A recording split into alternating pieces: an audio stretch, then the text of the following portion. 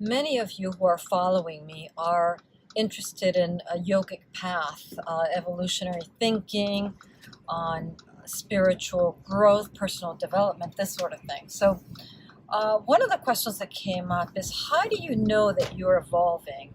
How is it that a evolutionary yogi lives? And here's some thoughts. Here's some ways to spot a yogi or to determine whether or not you're on a yogic path. I think the most important one is the ability to see good in every situation. No matter what the circumstance, you always have an ability to spot a great lesson in whatever contrast you're facing. That's one thing.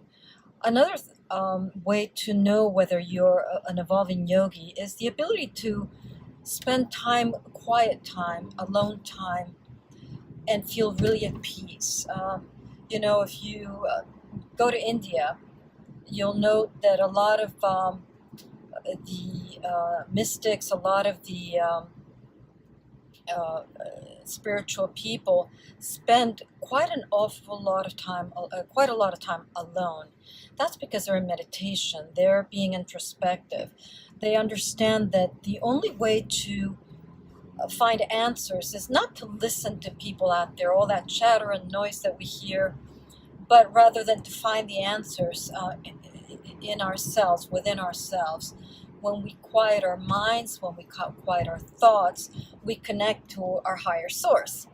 And this is how we are able to intuitively know what's right. I mean, we all know, and we have that little voice within us that tells us whether we're going on the right path or not. Another way of identifying, if you will, someone who's on a yogic path is they eat very little. There's no need to fill up with all kinds of food, and in fact, they hardly ever eat meat.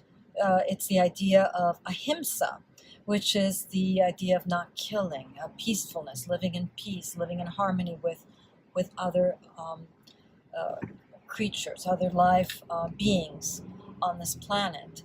So one of the reasons yogis are vegetarian is because they don't believe in killing animals. Another way to spot a yogi is the idea of non-attachment.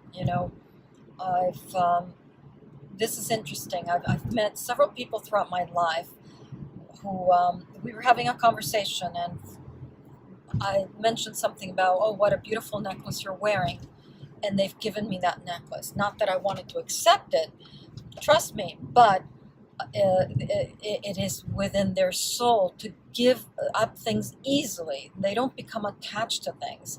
When they lose things, it's not a big deal. They're more than generous with their belongings. And that's a real sign of someone who's evolved. We live in such a material world, in a world that demands that we have more and that we accumulate material things. And a real yogi doesn't feel any attachment to that.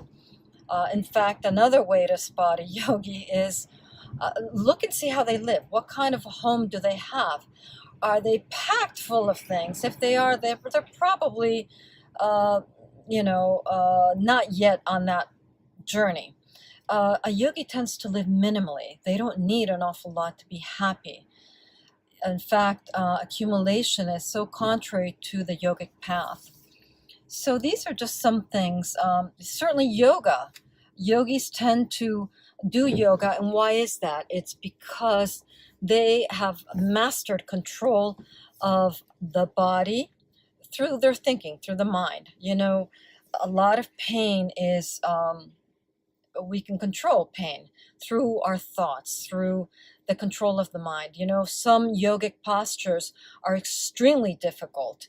When you're standing in a pose for a very long period of time, it's very challenging. And so the idea of controlling and mastering our thoughts, thinking, something other than, oh my God, this is painful.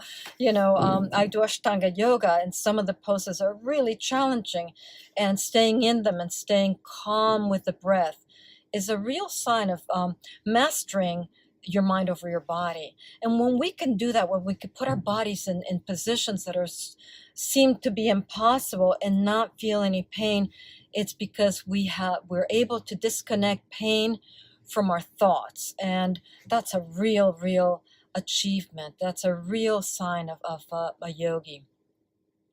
So those are just some ways that you can decide, you can see whether or not you're on a yogic path, or see if, identify someone who's on that journey. Anyhow, thought, I don't know why I wanted to talk about this today, but it did, I guess because I had a beautiful gathering this morning of my friends who are on a very beautiful spiritual path, many of whom are quite advanced yogis, and they elevate my energy, they elevate my frequency. And by the way, that's another way to spot a yogi is, who do they hang around with? Is it people that are always, what are their priorities in life? And typically it's other quiet people, peaceful minded. They're not into shopping and buying and accumulating and this sort of thing. One thing I forgot to mention is real yogis stay away from alcoholic beverages. Something I really need to work on. Not that I drink a lot by any means. It's rare that I drink, but when I do, it's interesting because my body tells me the next day that, maybe I should have had something different. It's my body's reached a point where it's really cleansed, and I feel much better when I eat fruits and vegetables and fresh foods and this sort of thing. So give that some thought. And yogis are always joyful and peaceful, and I love hanging around them. So I hope this helps you, and you may want to start making some yogi friends along the way. I'll talk to you soon.